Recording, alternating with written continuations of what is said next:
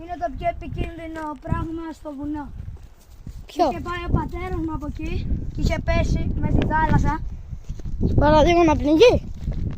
Αλλά σώθηκε ευτυχώς. Από τι? Ήταν έτσι ξαπλωμένος Α. και επίπλε και τον πήγε η θάλασσα μόνη της Ωχ. έξω.